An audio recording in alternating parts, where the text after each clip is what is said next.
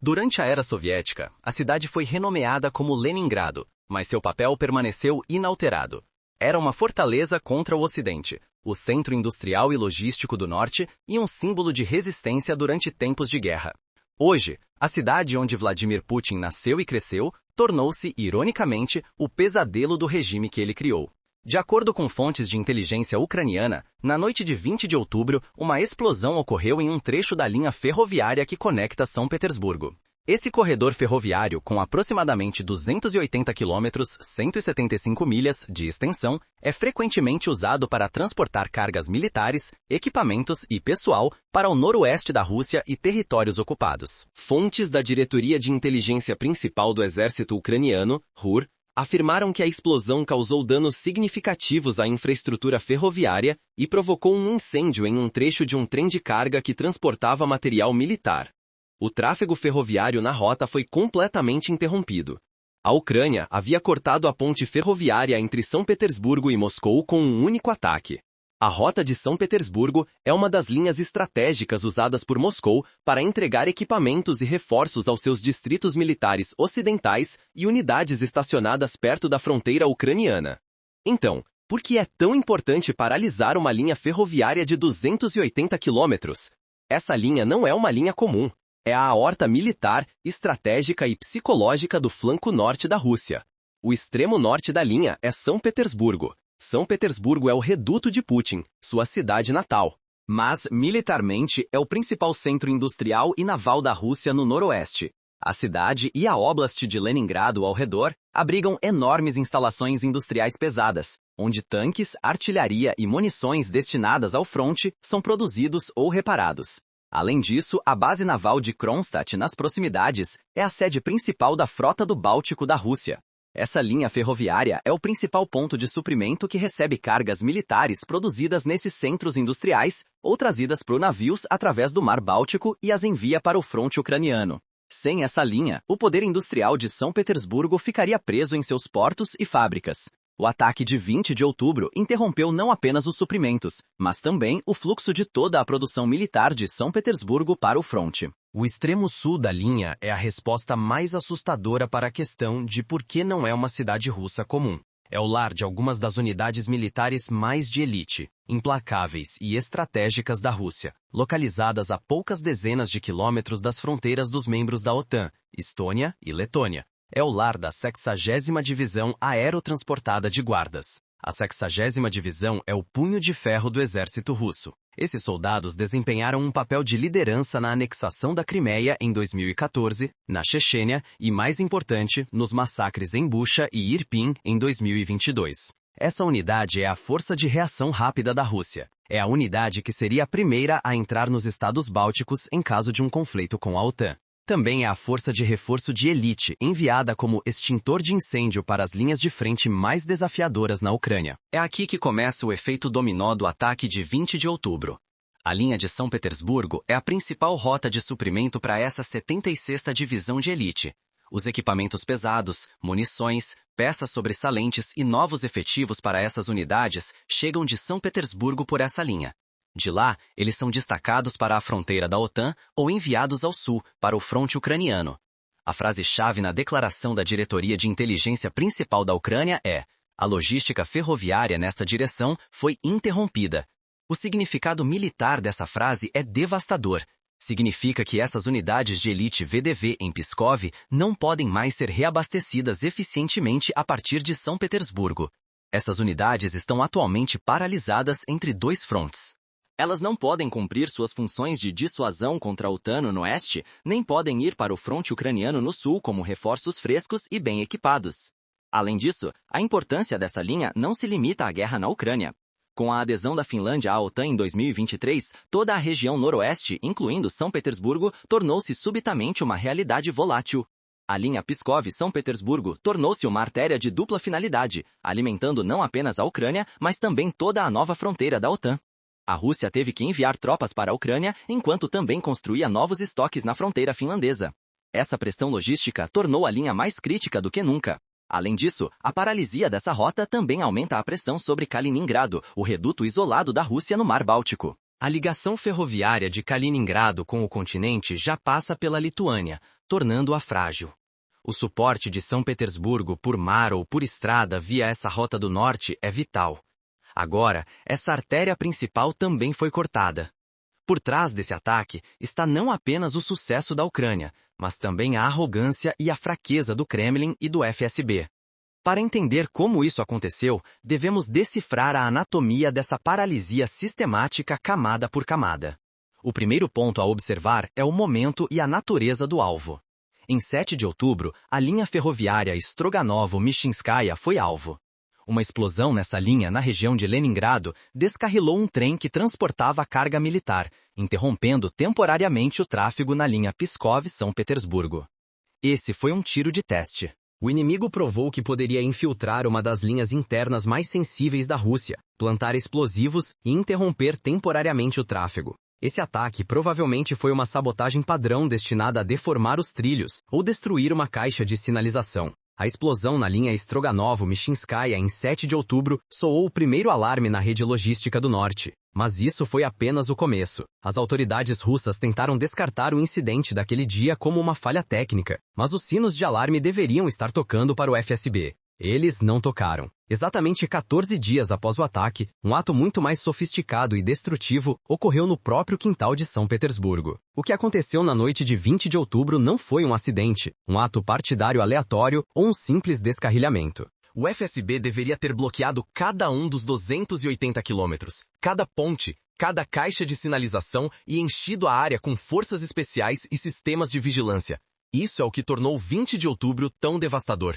Esse corredor estratégico, com aproximadamente 280 quilômetros de extensão, era regularmente usado para transportar cargas militares, munições e pessoal entre o noroeste da Rússia e os territórios ocupados da Ucrânia. Fontes da Diretoria de Inteligência Principal do Exército Ucraniano afirmaram que a explosão causou sérios danos à infraestrutura ferroviária e até provocou um incêndio parcial em um trem de carga que passava pela área. Isso é genialidade tática. Os atacantes não apenas visaram cortar a linha, mas também destruir munições, combustível ou veículos blindados que se dirigiam ao fronte. Como isso poderia ter sido alcançado? Isso requer mais do que uma simples bomba-relógio. Implica a presença de uma equipe de observação com conhecimento em tempo real da localização, velocidade e horário de passagem do alvo, e provavelmente um dispositivo explosivo avançado com controle remoto ou sensores magnéticos. Isso aponta para o apoio de um infiltrado ou uma célula partidária local com conhecimento perfeito da linha. A fonte da UR afirmou que o trem foi parcialmente queimado. Essa é a forma mais pura de estrangulamento logístico. Não se trata apenas de explodir o oleoduto, mas também de incendiar o óleo que flui por ele. A Rússia perdeu não apenas uma linha ferroviária, mas também os milhões de dólares em equipamentos militares que ela transportava. E mais importante, esse equipamento nunca chegará às linhas de frente na Ucrânia. A terceira e mais crítica camada é a incompetência e a censura de pânico da Rússia. Para entender como um Estado é levado ao colapso, deve-se olhar não para o poder do ataque, mas para a incompetência da resposta do Estado a esse ataque. Na noite de 20 de outubro, qual foi o primeiro reflexo do Kremlin após a explosão na linha Pskov-São Petersburgo? Seu primeiro e único reflexo foi cortar a internet móvel na área em um estado de pânico. Esse tem sido o DNA imutável do aparelho estatal russo desde o desastre de Chernobyl em 1986. Se você não pode controlar a realidade, controle o fluxo de informações. Isso é mais do que censura, é uma admissão de colapso. Por que você cortaria a internet? Porque você não quer que vídeos do trem militar em chamas e imagens tiradas pela população local em pânico se espalhem pelo mundo.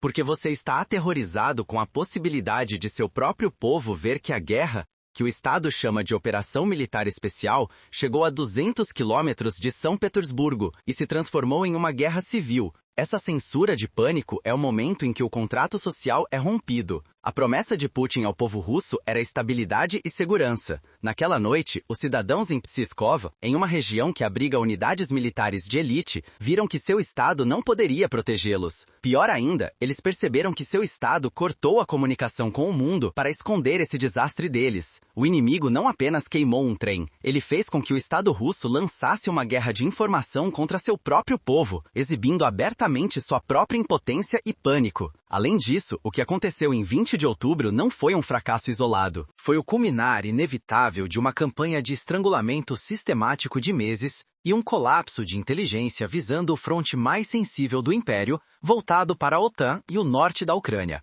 Como qualquer grande ofensiva estratégica, a Operação do Norte teve um ensaio. Esse ensaio ocorreu em maio de 2023, na região sudoeste de Briansk, perto da fronteira ucraniana. Naquela época, grupos partidários atacaram 2 trens de carga militares separados em um intervalo de 24 horas. No primeiro ataque, um trem descarrilou.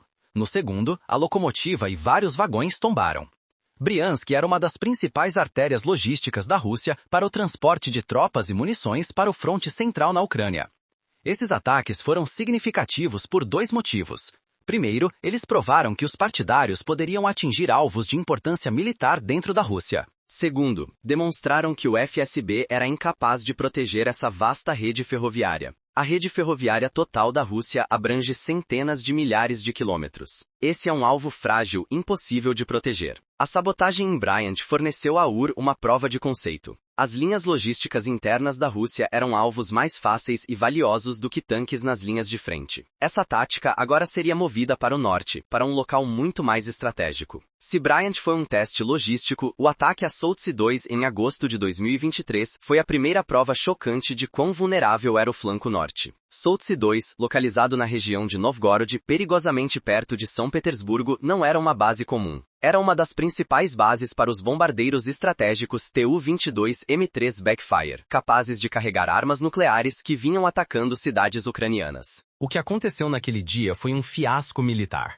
A Ucrânia conseguiu infiltrar essa base estratégica de bilhões de dólares usando um pequeno drone quadricóptero movido a hélice de baixo custo. Esse pequeno drone atingiu uma aeronave Tu-22M3 estacionada na pista com precisão milimétrica. A aeronave foi reduzida a cinzas de forma irreparável. O Ministério da Defesa russo tentou minimizar o incidente com uma declaração cômica, alegando que um drone havia causado danos menores, mas fotos da aeronave em chamas se espalharam pelo mundo. O significado histórico desse incidente é o seguinte: provou que o flanco noroeste da Rússia, a defesa aérea ao redor de São Petersburgo e sua rede de inteligência estavam cegas.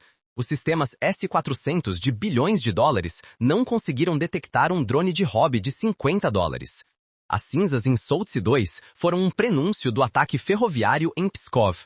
E isso nos leva diretamente ao disparo de teste em 7 de outubro de 2025. A eficácia tática foi comprovada em Briansk e o ponto cego do norte foi demonstrado em Soltsi 2. Agora era hora de combinar esses 2 conceitos. Em 7 de outubro, os partidários atacaram a linha crítica de São Petersburgo, perto da fronteira com a OTAN. Esse ataque não foi um incidente grave porque os danos foram limitados e a linha foi temporariamente interrompida. No entanto, sua mensagem estratégica foi devastadora. Os atacantes estavam dizendo ao FSB e ao Kremlin: não estamos apenas perto da fronteira em lugares como Briansk, não estamos apenas ao redor de bases como Novgorod, estamos agora dentro do seu corredor de prestígio mais estratégico voltado para a OTAN, no coração de São Petersburgo, e vocês não podem nos parar. Foi comprovado que o FSB falhou em aprender com 7 de outubro, falhou em proteger a região e permitiu que o mesmo corredor principal fosse permanentemente paralisado apenas 13 dias depois. Acabamos de analisar como o ataque de 20 de outubro foi um desastre logístico. Mas, para entender completamente a anatomia dessa crise, devemos olhar para o outro lado da moeda. Esse ataque é muito mais do que um ataque à infraestrutura russa. É uma facada no coração do FSB. Essa é uma operação de colapso da frente interna, porque o sucesso do inimigo é construído sobre o fracasso da agência de segurança mais temida do Estado russo. Que tipo de colapso é esse? Quando a primeira explosão ocorreu em Stroganovo-Michinskaya em 7 de outubro, deveria ter sido um alerta vermelho para o FSB. O inimigo estava no quintal de São Petersburgo, e a doutrina de segurança interna do FSB considera tal infiltração impossível. De acordo com essa doutrina, o FSB tem informantes em todos os bairros, fábricas e vilarejos. As regiões de fronteira são monitoradas mais de perto do que qualquer outro lugar. Agentes estrangeiros ou sabotadores devem ser identificados e neutralizados antes que possam agir. A explosão de 7 de outubro provou que essa doutrina foi violada. O FSB tinha duas opções. Ou encheriam toda a linha com milhares de agentes, drones e câmeras térmicas para que isso nunca mais acontecesse, ou não fariam nada. Os eventos de 20 de outubro provaram a impotência do FSB. O movimento estratégico de xadrez da Diretoria de Inteligência Principal da Ucrânia se encaixa perfeitamente na definição de estrangulamento logístico, trazendo a guerra para uma das regiões mais prestigiadas da Rússia, o reduto de Putin. Esse é tanto um movimento psicológico quanto militar. Ataques em Bryansk e Belgorod poderiam ser rotulados pela propaganda do Kremlin como incidentes de fronteira ou infiltrações terroristas. Mas a linha Pskov-São Petersburgo é diferente. Esta é a região imperial. Este é o lugar que as elites russas, generais e os oligarcas mais próximos de Putin consideram sua zona segura. A UR está aplicando o método de guerra psicológico ao atacar essa linha 2 vezes em 14 dias. O resultado ao longo prazo desses ataques é que a Rússia está agora em um inferno logístico. A estratégia de estrangulamento logístico agora visa a espinha dorsal logística interna da Rússia. Essa espinha dorsal depende amplamente das ferrovias. Desde a era czarista, a doutrina militar russa tem confiado na confiabilidade das ferrovias para transportar tropas e suprimentos por vastas distâncias. A Ucrânia minou completamente essa doutrina de confiabilidade. Isso os deixa enfrentando uma série de desafios. As cargas militares devem ser desviadas dessa linha principal e redirecionadas para linhas ferroviárias secundárias ou rodovias, que são mais longas, mais lentas e menos eficientes. Mudar a logística para o transporte rodoviário é um desastre. São necessários centenas de caminhões para transportar munições ou combustível que poderiam ser carregados em uma única viagem por trem. Esses caminhões são mais lentos, consomem mais combustível, quebram mais facilmente e são alvos muito mais fáceis para drones ucranianos ou emboscadas partidárias. Esse redirecionamento e desaceleração significa atrasos para tudo que vai para o fronte. As unidades de elite em Pskov podem ter que esperar semanas por suprimentos críticos. Essa é a própria definição de estrangulamento logístico. A segunda dimensão desse cheque estratégico está relacionada à guerra psicológica e é talvez ainda mais devastadora do que o colapso logístico. Lembre-se, São Petersburgo é a janela da Rússia para a Europa, a cidade natal de Putin, seu reduto de prestígio. Junto com Moscou, esse deveria ser o lugar onde a guerra seria menos sentida. A propaganda do Kremlin afirmava que a guerra estava longe, na Ucrânia, e que a pátria estava segura. Na noite de 20 de outubro, essa propaganda queimou. As elites e o povo de São Petersburgo viram que a guerra não estava apenas na TV, mas em seu próprio quintal, a 200 quilômetros de distância. Finalmente, esse movimento estratégico tem um custo econômico.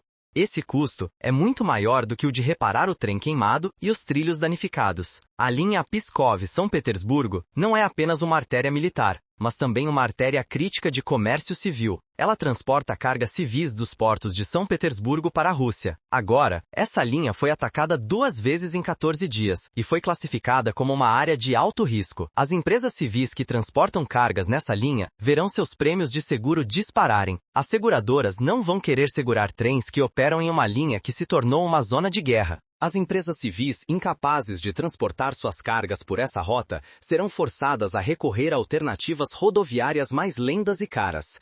Isso aumentará o custo de tudo na região de São Petersburgo, alimentará a inflação e levará à escassez. O Estado russo terá que alocar enormes recursos para reparar essa linha.